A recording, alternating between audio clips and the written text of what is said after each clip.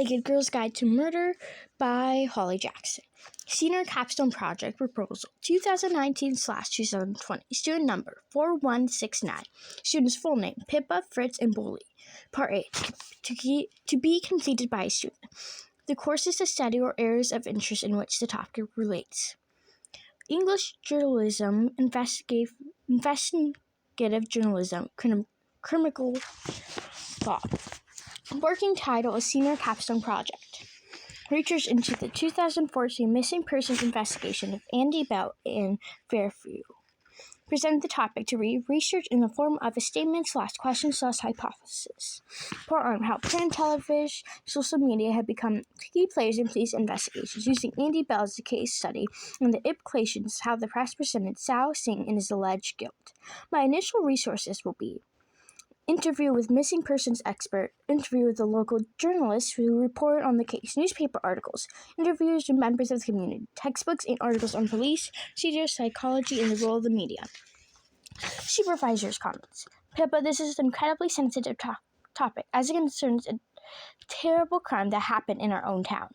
Your project's been accepted only in the conditions that no ethical lines are crossed. Please find a more focused angle for your report as you walk through your research, and there should be no contact made with either of the families involved in this case. Now, if considering ethical violation, then your project will be disqualified.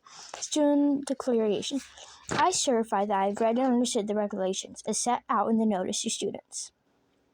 Signature Peppa, Fritz, and Bully. Date 7/18/19. Pip knew where they lived. Everyone in Fairview knew where they lived. Their home was like a town's own haunted house. People's footsteps quickened as they walked by, and the words strangled and died in their throats. Shrieking children would gather on their walk home from school, daring one another to run up and touch the front gate. It wasn't haunted by ghosts, just three sad people trying to live their lives as before. A house was not haunted by flickering lights or spectral falling chairs, but by dark spray-painted letters, a scum family, in stone-shattered windows. Pip had always wondered why they didn't move. Not that they had to. They hadn't done anything wrong.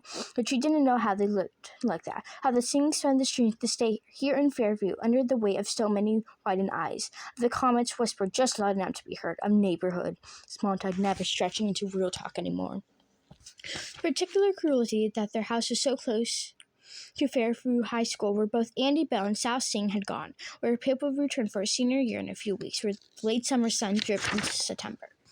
Pip stopped and rested her hand on the front gate, instantly braver than half the town's kids. Her eyes traced the path to the front door. It wasn't possible that this was a very bad idea. She had considered that.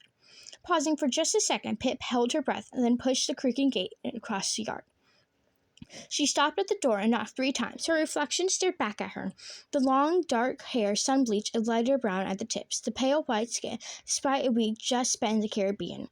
The sharp, muddy green eyes braced for impact. The door opened with the clatter of falling chain and clicking locks. "Hello," he said, holding the door half open with his hands folded over the side. Pip blinked to break her stare, but she couldn't help it. She looked so much like Sal, the Sal she knew from all those television reports and newspaper pictures. Sal now fading from her memory. Ravi had his brother's messy, black side-swept hair, thick arched eyebrows, and oaken-hued skin. "Hello," he said again. Pip faltered. He'd grown even taller since she last saw him. She'd never been this close before, but now she saw that he had a dimple in his chin. Just like hers. "I'm sorry, hi." She did an awkward half-wave that she immediately regretted. Hi, Ravi," she said. You don't know who I am. I'm Pippa, Fritz, and Bully. I was a few years below you at school before you left." "Okay.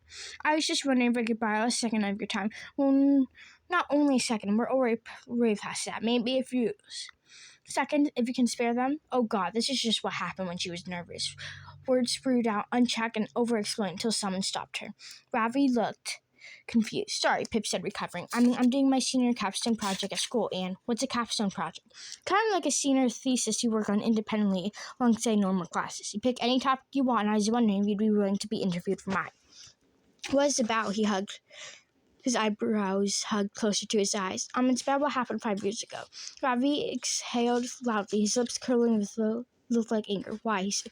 "I don't think your brother did it. I'm going to try to prove it." Pippa, Fritz, and Bully, 7/30/19.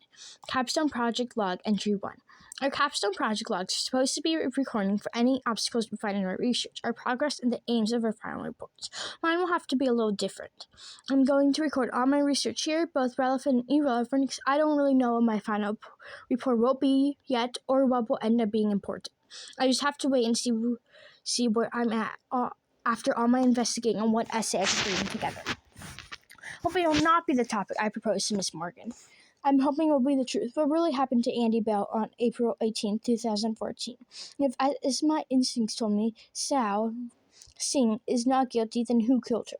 I don't think I've actually solved the case to figure out who murdered Andy. I'm not deluded, but I'm hoping my findings might lead to reasonable doubt that Sal's guilt and suggest that the police are mistaken in closing the case without digesting further. The first stage in this progress is to research what happened to Andy Bell. No, and the correct decisions surrounding her disappearance. From the first national online news link to report on the event.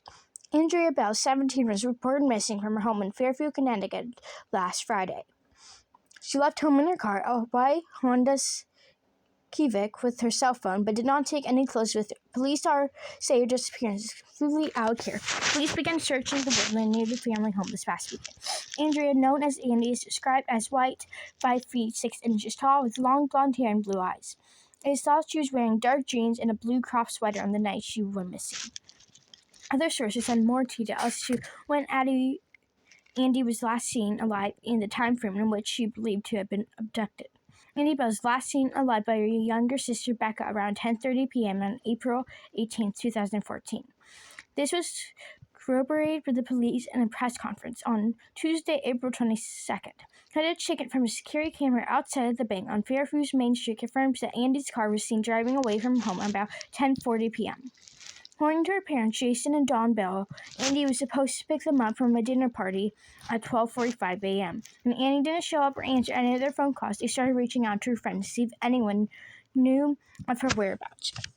Jason Bell called the police to report his daughter missing at 3 a.m. Saturday morning. So whatever happened to Andy Bell that night happened between 10:40 p.m. and 12:45 a.m.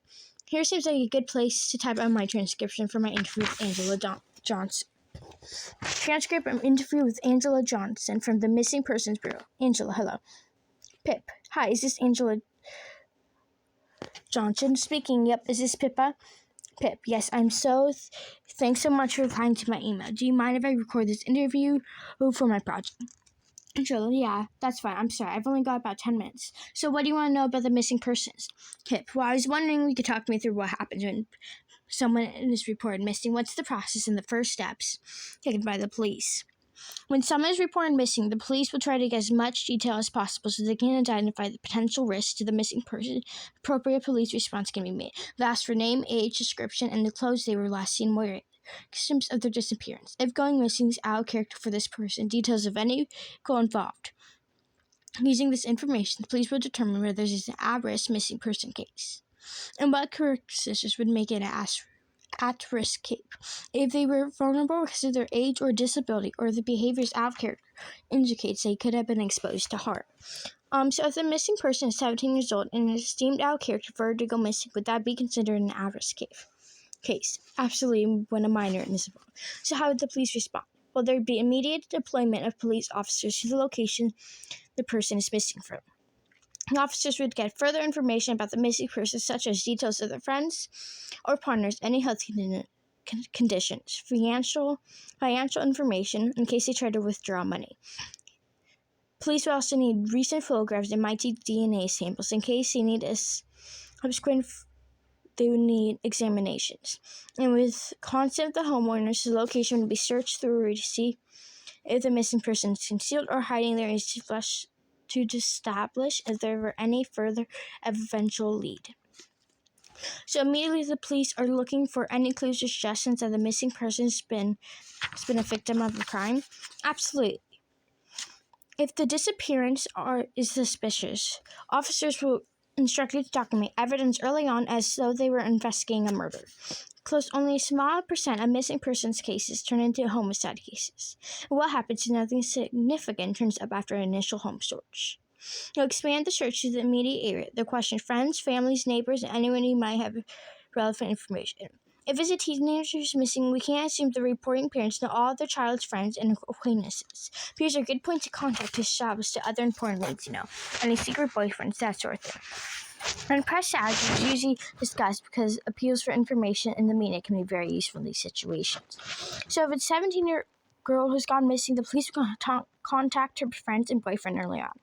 Yes, of course, inquiries will be made because if the missing person has run away, they're likely to be hiding out with someone close to them. At one point in a missing person case, the police assumed they're looking for a body. Well, time-wise, it's not. Oh, Pip, I have to go. Sorry, I've been called into my meeting. Oh, okay, thanks so much for taking the time to talk to me. And if you have any more questions, just shoot me an email and I'll get to it when I can. Will do. Thanks again. I found these statistics. 80% of missing persons are found in the first 24 hours. 97% are found in the first week. And 99% of cases are resolved in the first year. That leaves just 1% of people who disappear are never found, and just 0.25% of all missing persons cases have fatal outcomes. So where does this leave Andy Bell? Floating successfully between 1% and 0.25%? Even though Andy's never been found and her body never recovered, most people accept that she is dead. And why is that? Sal's saying is why.